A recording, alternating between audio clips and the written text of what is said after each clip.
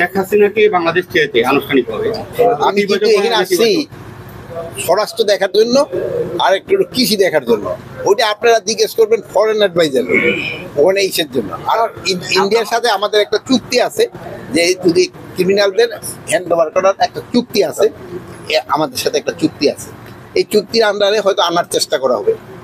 আপনারা কি মনে করতেছেন বাংলাদেশের ভারতের সাথে কোনো ধরনের যুদ্ধ হওয়ার সম্ভাবনা? না না না, কোনো সম্ভাবনা নেই।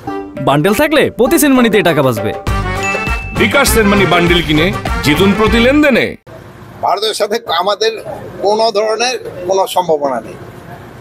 আমরা হলো কি, আমাদের তো নিজস্ব কিছু হাতিয়ারও তো আমরা হারাইছি, ওইগুলো তো আমাদের সব কটা উদ্ধার করা যায় না। আমরা চেষ্টা করতেছি ওইগুলো উদ্ধার করার জন্য। ওইগুলি উদ্ধার হয়ে গেলে আইন শৃঙ্খলার পরিস্থিতি আরো ভালো হবে। কিন্তু আগের থেকে কি আইন শৃঙ্খলার পরিস্থিতি একটু ভালো হয় নাই?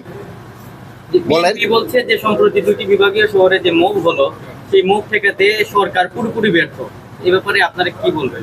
আবার দেশে ওনারা আসবে, ওনাকে আবার এই একই প্রশ্ন জিজ্ঞেস করবেন। এই ঘটনা তো কিছু ঘটবে, বাট আমরা এটার ব্যবস্থা প্রতিকার নিচ্ছি কিনা। আমরা দেখেন কি যেই জায়গায় ঘটনা ঘটছে, যারা অপকর্মটা করছে তাদের কিন্তু আমরা আইনের আওতায় নিয়ে আসছি। এবং ভবিষ্যতে যদি তারা কেউ এরকম করতে যায়, তারা আমরা আইনের আওতায় নিয়ে আসবো। আচ্ছা, ভালো থাকেন।